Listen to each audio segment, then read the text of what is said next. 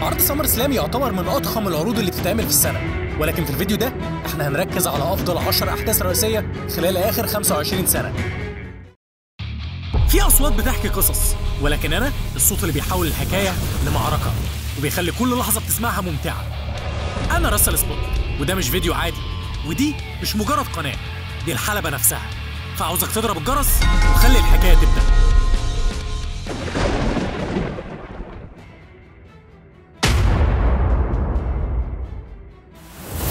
مباراة بروك ليسنر ورومان رينز في سمر سلام 2022 ما كانتش مجرد حدث رئيسي عادي كده، دي كانت فعلا مباراة ضخمة من حيث بناء العداوة خلال السنة، ومن حيث انها كانت آخر مباراة في عداوتهم أصلا.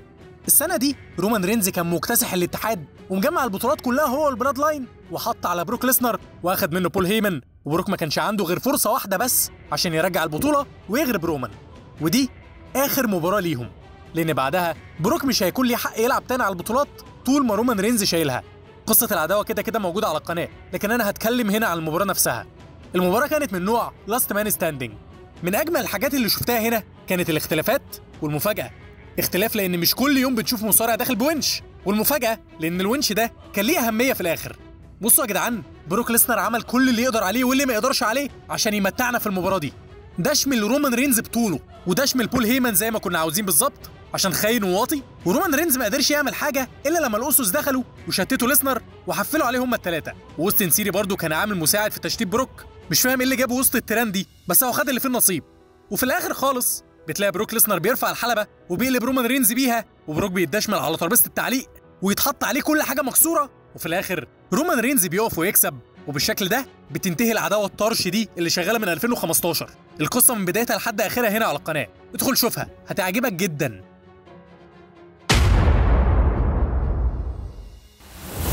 في سمر سلام 2011 كان عندنا مين ايفنت تاني تكمله لمين ايفنت اسطوري حصل قبله بشهر. في ماني ان ذا بانك 2011 سيم بانك صدم الكل وكسب بطوله الاتحاد من سينا وهرب بيها، والشركه عملت تصفيات على بطوله تانيه والبطل الجديد بقى جون سينا. وفي نفس الليله رجع سيم بانك بالبطوله القديمه، بالتالي بقى عندنا بطلين في نفس الوقت، وبقى في مشكله كده، لازم يكون في بطل واحد وبس. فالامور اتصاعدت وتريبل اتش كان اداري، وكان في كراهيه بينه وبين سيم بانك، وتحسوا ان هو كان خصم تاني ليه في العداوه دي. بالاضافه لده حط نفسه في المباراه بصفته حكم عشان قال ايه؟ يطلع المباراه نزيهه. العداوه كانت مليانه شكوك ومليانه توقعات، بس اللي حصل محدش توقعه.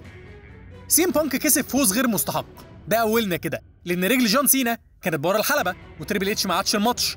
وفجاه بعد لما سيم بانك كسب واحتفل بنلاقي كيفن ناش داخل من وسط الجمهور وبيهاجم بانك، ما تفهمش ليه. وبعد كده بيدخل البرتو ديل ريو مستر ماني ان ذا بانك وبيكايش على سيم بانك وبيبقى البطل الجديد. الكلام ده فتح سلسله احداث عكت الدنيا بعد كده، بس استمتعنا بيها. بانك اتهم تريبل اتش انه متفق مع كيفن ناش وان كل ده حصل بدون علم سيم بانك، وده حقيقي فعلا. وبانك ما كانش مقتنع بكلامهم وشاف ان دي مؤامره، وتريبل اتش وناش بداوا يتعاملوا قصاد الجمهور على ان ده عادي، سيناريو متفق عليه، وبانك هو اللي بيستهبل، لكن سيم بانك ما قبلش بده. عموما القصه كلها هنا برضو على القناه. القصه اللي ودتنا لمباراه اندرتيكر وايدج في سمر سلام 2008 عباره عن حاجه متدنيه جدا، بس ما كناش نعرف وقتها انها السبب في مباراه عظيمه. القصه كانت بكل بساطه ان ايدج كان متجوز فيكي جيريرو وخانها، ولما حب يعتذر لها قامت ملبساه في ماتش مع اندرتيكر في سمر سلام من نوع هيلينا سيل. الاثنين اصلا اتقابلوا كذا مره خلال السنه دي، وبينهم عداوه من ساعه لما ايدج صرف الشنطه على اندرتيكر واخد منه البطوله. لكن المين ايفنت ده خلى عرض سمر سلام في حته تانيه، لانه ببساطه كان في بيت اندرتيكر. هيلينا سيل هو ملعبه، الماتش المفضل عنده، اللي نادرا لو خسر فيه، اللي دايما وحتما ولابد يبدع في اي ماتش يلعبه ويكون من النوع ده. وفي الحقيقه ده كان من اعظم مباريات هيلينا سيل في التاريخ، واتضح ان ايدج نفسه يقدر يقدم حاجه عظيمه في النوع ده من الماتشات. اللي شفناه هنا كان مختلف عن اي ماتش هيلينا سيل تاني، عشان كده احنا محظوظين قوي اننا حصلنا على حدث رئيسي اسطوري زي ده في سمر سلام.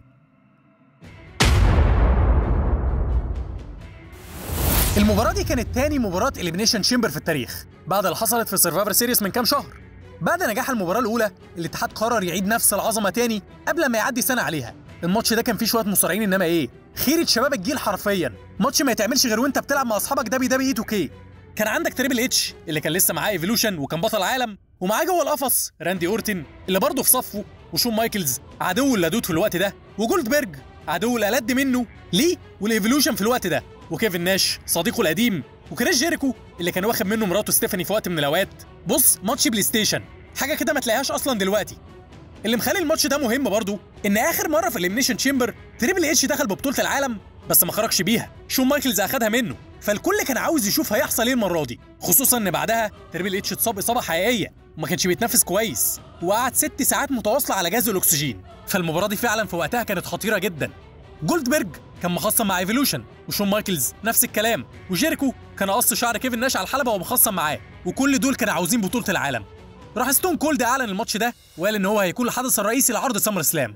اسئله كتير بقى اتسالت، مين هيكسب؟ مين هيتحد مع مين؟ هل راندي اورتن هيطمع ويغدر بتريبل اتش؟ هل شون مايكلز او كيفن ناش هيتحدوا مع تريبل اتش؟ مين هيقدر يقضي على جولدبرج؟ واسئله تانية كتير قوي. على اي حال كانت مباراه دمويه زي اللي قبلها. جولدبرج اتهان كرامته واتمسح بوشه الارض حرفيا، لكن قبلها ما سابش حد سليم، ده شمل الكل. ولكن في النهايه تريبل اتش خرج وهو البطل. بس عموما انصحكم تدوروا على الماتش ده وتتفرجوا عليه، هيعجبكم جدا. مباراة الروك وبروك ليسنر كانت دريم ماتش وحصل في وقته، هو الجمهور يا دوب اتمنى يحصل فحصل، ودي حاجة جمهور المصارعة ممتن ليها جدا. الاتنين كانوا في عز شبابهم وعز صحتهم وكان شغفهم كله رايح للمصارعة. بروك ليسنر كان لسه ده أول ماتش ليه في حياته على بطولة في الاتحاد، والروك كان بطل الاتحاد وما كانش لسه دخل في عمق الدايرة بتاعت التمثيل وهوليوود، ما كانش لسه بقى الروك الأناني اللي نعرفه دلوقتي. فالاتنين قدموا أفضل ما عندهم خلال الماتش ده. الروك كان عاوز ينتقم من اللي بروك ليسنر عمله فيه، وبروك ليسنر كان متحمس ينهي الماتش بسرعة ويخلص على الروك عشان ياخد البطولة. مباراة أثبت فيها بروك ليسنر إنه فعلا الشيء الكبير الجاي في الدبليو دبليو إي، والروك قدم آخر ماتش ليه وهو عنده طاقة حب للمصارعة وهدف إن هو يمتع الجمهور. مبسوط إننا حصلنا على الماتش ده بجد سنة 2002. انت لو مستوعب اللي بتكلم فيه وحاسس يعني ايه ماتش احلام تطلبه فيتنافس في ساعتها، فهتعرف قد ايه الماتش ده كان هديه، لاننا من بعده ما شفناش الاثنين سوا تاني، ولا حتى كان في فرصه اننا نحصل على حاجه تجمعهم، لانه صعب وشبه مستحيل. محدش فيهم هيقبل ان التاني يعلم عليه، كل واحد فيهم كبر وعمل اسم بره المصارعه، فمستحيل يتنازل التاني على اللقطه او عن نسبه زياده في الارباح او في الشهره او النجوميه. ونهايه الماتش ده كان فوز بروك ليسنر باول بطوله ليه في مسيرته، وغياب الروك حبه حلوين كده وما شمش ريحه البطولات تاني لحد لما كسب البطوله في 2013. مباراه سي ام بانك وجيف هاردي انا مش محتاج اتكلم على العداوه دي، لكن المين ايفنت ده كان عالمي بمعنى الكلمه. كان نهايه عداوه عظيمه، مباراه وداعيه في عرض شهري لجيف هاردي قبل ما يمشي، وبدايه عداوه اندرتيكر وسي ام بانك. احداث الماتش كلها عظيمه من اولها لاخرها، والنهايه كانت اعظم. وعشان ما اطولش عليك، قصه العداوه كلها هنا موجوده على القناه، يا ريت تخش تسمعها من اولها عشان تفهم الاحداث كلها، وصدقني على ضمانتي هتستمتع بالقصه دي قوي. الحدث الرئيسي لسمر سلام 2013 كان اهم حدث رئيسي في التاريخ لمحبين المصارعه في الجيل بتاعنا. بدانا قصه دانيال براين مع السلطه واضطهادهم ليه ورفضهم انه يكون نجم حدث رئيسي، ولكن من بين كل الناس جون سينا هو الوحيد اللي اختار انه يلاعب دانيال براين على بطوله الاتحاد، ولا ان هو يستحق يكون خصم ويلعب على بطوله وياخد فرصته في المنافسه. المهم اتحددت المباراه دي، وتريبل اتش اعلن انه هيكون الحكم عشان برضه المباراه تكون نزيهه وما يحصلش حاجه.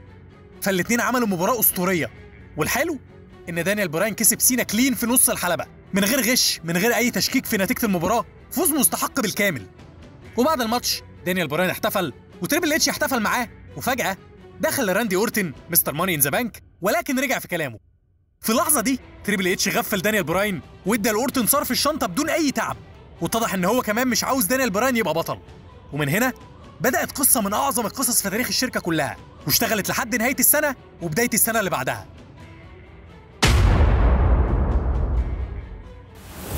رغم اني عارف ان عرض سمر سلام 2020 كان عرض من غير جمهور ومن غير اي حاجه تحمسنا، لكن بجد بري وايت وبرون سترومان قدموا عداوه ممتازه خلال الفتره دي. الاتنين بينهم كيمياء كده خلت بري وايت ينفذ الخطط الابداعيه اللي عنده بشكل جامد جدا، وبرون سترومان قدر يفهم ده وقدر يفضل مع بري وايت لحد الاخر عشان يقدموا لنا تحفه من ابداع بري وايت خلال الفتره دي. كنا لسه شايفين تحول شخصيه برون سترومان والرجوع للماضي بتاعه وتاثير ذا فيند عليه، وبري خد منه البطوله. وهنا كانت القضيه، كانت العداوه المفروض تنتهي، لكن اللي حصل كان صدمه للكل واعظم من اللي بري وايت وبرون سترومان قدموه. بشكل مفاجئ رجع رومان رينز في الماتش ده. العوده دي ما كانتش عاديه، بل كانت العوده اللي فتحت القصه العظيمه اللي فضلت معانا 4 سنين. ومن هنا بدات شخصيه الترايبال شيف. بدانا نحب رومان رينز اكتر من الاول بكتير.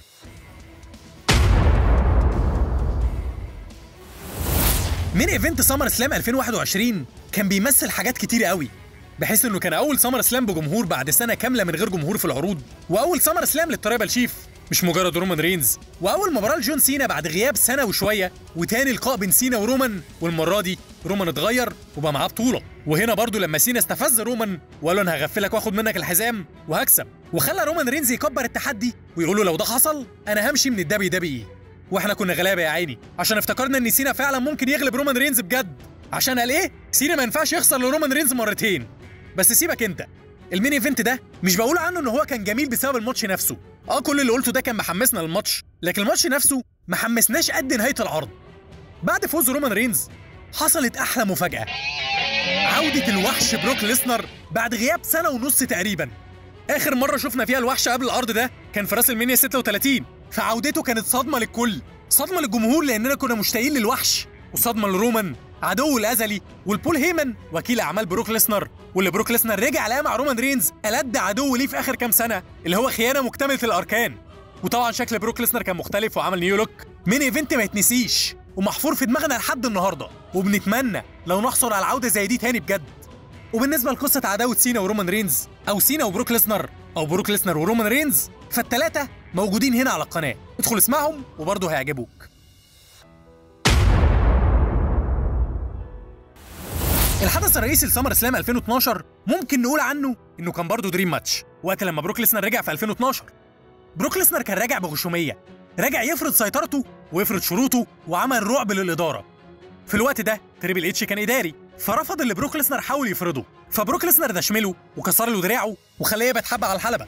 وبعد فتره بنلاقي بول هيمن بيرجع، ودي كانت حاجه حلوه جدا، بول هيمن وبروك ليسنر سوا ده ثنائي جامد.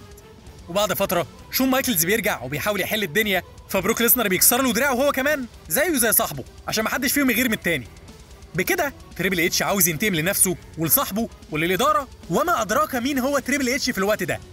الراجل ده عمل ماتشين في راس المنيا 2011 و2012 مع اندرتيكر كانوا اعظم من بعض، فالكل كان متحمس يشوف هيحصل ايه بين الاثنين دول، واللي حصل كان مدعكه مفشخه. بروك ليسنر كان داخل وعنده هدف واحد، انه يقضي على تريبل اتش، وتريبل اتش كان ماشي بمبدا قاوم وان لم تستطع المقاومه فاستمتع. فهو فعلا استمتع وكلنا استمتعنا الحقيقه، والنهايه كانت فوز بروك ليسنر بعد لما كسر دراع تريبل اتش للمره الثانيه. قصه العداوه موجوده هنا على القناه، ممكن تدخل تشوفها وهتفهم حصل ايه قبل المباراه وبعد المباراه. الاحداث الرئيسيه دي كانت بالنسبه لي المفضله في الاحداث الرئيسيه لعرض سمر سلام، ومن طريقه كلامي هتلاحظ ان كان في حدث رئيسي معين كان مفضل عندي اكتر من الباقيين، فلو عرفت ايه هو قول لي في الكومنتات، وقول لي برضو ايه اكتر حدث رئيسي مفضل عندك. وما تنساش تعمل لايك للفيديو، وتاكد انك مشترك في القناه ومفعل الجرس على كلمه اولى والكل عشان يجيلك اشعارات القناه اول باول لما انزل اي حاجه في اي وقت. وده نهايه الكلام لان راسل سبوت قال كده.